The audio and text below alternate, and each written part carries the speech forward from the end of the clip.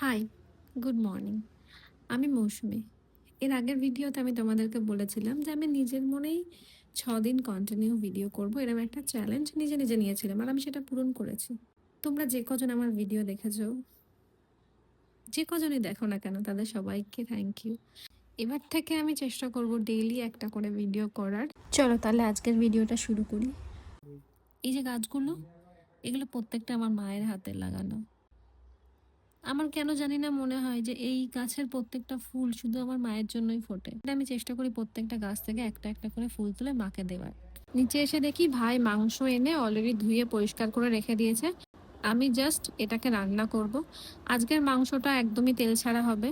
Last 3 মাস ধরে আমি, আমার ভাই, আমরা সবাই অ্যাকচুয়ালি চেষ্টা করছি তেল যতটা কম খাওয়া যায় এবং যতটা সম্ভব তেল ছাড়াই রান্না করা যায়। পরের কোনো ভিডিওতে আমি তোমাদের সাথে এটার ফুল রেসিপি শেয়ার করব। এই মাংসর সাথে পাশে রান্না হচ্ছে মটরের ডাল, এটাও পুরোপুরি তেল ছাড়া।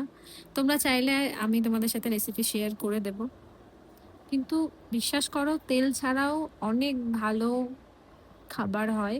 আমি যখন 3 মাস আগে এই জার্নিটা শুরু করেছিলাম, আমার ভীষণ এটা নিয়ে চিন্তা হতো যে আমি কি রান্না করব, কিন্তু তারপরে দেখলাম আমরা ডেইলি লাইফে যেটা খাই সেটাকেই তেল ছাড়া বা অল্প তেল দিয়ে রান্না করতে পারি। হ্যাঁ, হয়তো কি অনেক কিছু তরকারি যেটা একদমই তেল ছাড়া রান্না করা যায় না, বাট সেখানে তোমরা কম তেল ইউজ করতে পারো। বাট ট্রাই করে দেখো, অনেক ভালো লাগবে। আমার রান্না প্রায় সব কমপ্লিট হয়ে গেছে। আমি আস্তে আস্তে টিফিন বক্সটা প্যাক করে নিচ্ছি।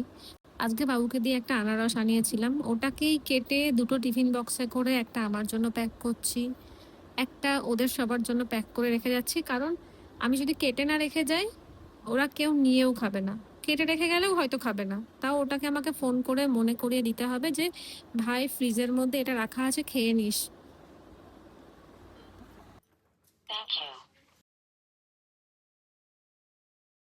চলো আজকের মতো ভিডিও এখানেই শেষ করছি, আবার কালকে তোমাদের সাথে দেখা হবে। টাটা।